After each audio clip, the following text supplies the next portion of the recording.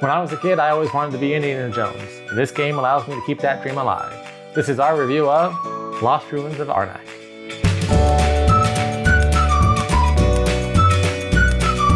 Lost Ruins of Arnak is a deck building, worker placement style game. Where your goal is to explore an uncharted island collecting resources, tools, and artifacts on your path to victory. Lost Ruins of Arnak is played over 5 rounds, with each round adding additional artifacts for each player to use. Each player starts off the game with 2 workers, 4 resource cards, and 2 fear cards.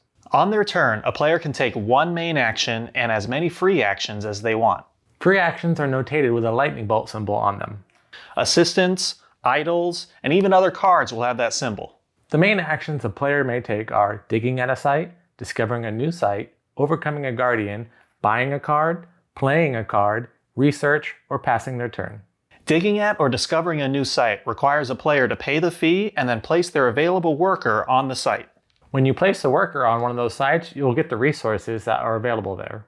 When a player buys a card, they can buy a tool that's added to the bottom of their deck, or they can buy artifacts that are played immediately. Or a player can move their research tokens along the research track, which will give them bonuses during the game and points at the end of the game. Players continue to choose actions until everyone is passed. Then the board is reset for the next round. After 5 rounds, the game ends and the player with the most points wins.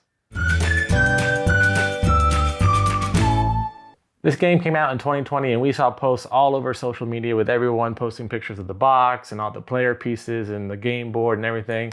And I saw it and I was like, oh, that's like Indiana Jones. I have to get that game and we have to try it. And I'm glad that we picked it up. Yeah, when we did the unboxing and everything and I saw it, it really did give me the Indiana Jones vibe, right? You got your tablets and arrowheads that are kind of associated with archaeology and discovering lost civilizations and stuff. So very reminded me of my childhood.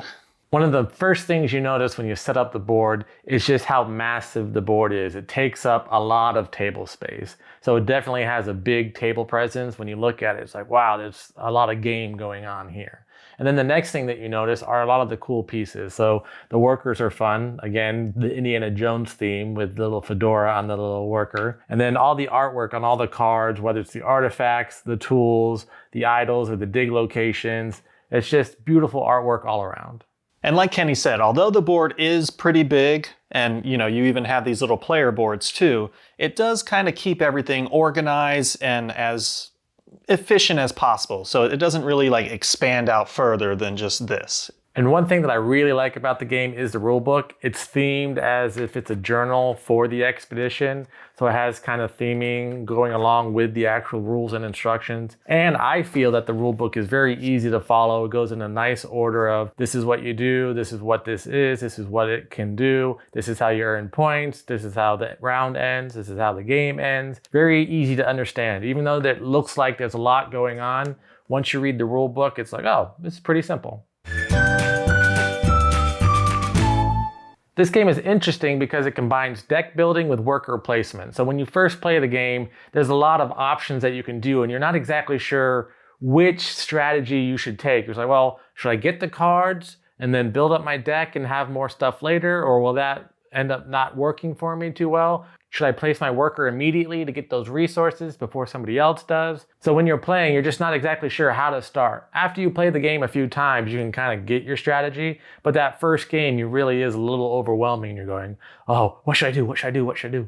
There is a lot to do, and I personally like the deck building and saving up and then making moves. But with the gameplay or how the mechanics are set up, my way of normally playing doesn't really fit with this. And that kind of took a little bit of a learning curve for me, but I figured it out at some point. As you're playing, because there are so many different options that you can take, I feel that every player always has an advantage to win the game. So I like it when a game has lots of options for people to gain points without necessarily following the standard way of getting points. Right. The last game we played, even Teresa, when we calculated points at the very end, it didn't really look like I had anything. I didn't defeat any of the Guardians. I basically just was second place in research and then collected other points here and there. And she was still surprised, wait a minute, where'd you get all those points? And just started laughing. She was laughing pretty hard.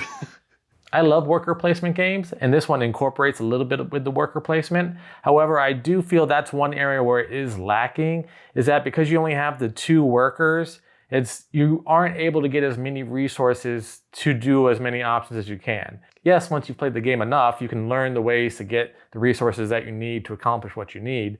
However, at a certain point, you're like, I really need all these tablets in order to do research. I need all these tablets to do this. I need all these compasses, and there's just no way to actually get them all if everyone's either doing the same strategy or you're just getting bad luck with the cards that you're able to buy on the tools that are available. One mechanic I really enjoyed is how the tools and artifacts are laid out. So the very first round is just one artifact and then tools. And then when the round's over, this moonstaff moves over and then it adds another artifact, but removes a tool so that you can kind of adjust and see new things rather than those just sitting there and getting stale. There are only a few drawbacks with the game. They did such a great job with the arrowhead, the jewel, and the tablet. Why did they do cardboard for the compass and cardboard for the gold? I mean, I'm sure they can have an upgrade that you can buy or whatever, but I mean, if you already did nice tokens with one, why'd you kind of skimp on the other two? And then the inside of the box is just an empty box with lots of bags. So there's a lot of pieces and a lot of things going on with this game, but when you pack it all up, it's just a box with lots of bags with pieces in it. So I feel like they could have done an insert. I know you can buy specialized inserts and you can do it yourself. However, I think the game should have come with something to help organize it a little better.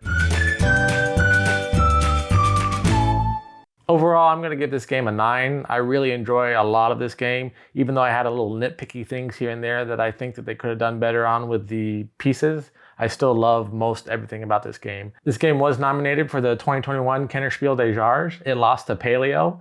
And if you watch our review for Paleo, you'll see I didn't like that game as much as I like this game. So I don't know why they chose that one over this one. This would have been my pick. So go check out that review to see my thoughts on that one. But yeah, I really enjoy this game. It's probably one of my top games that came out in 2020. You know, I think I'm right there with you. I'm probably going to give it an 8 overall. You know, the artwork, the pieces, the mechanics, everything was very enjoyable. I didn't win, but I mean, that's not the game's fault. Obviously, that's on me.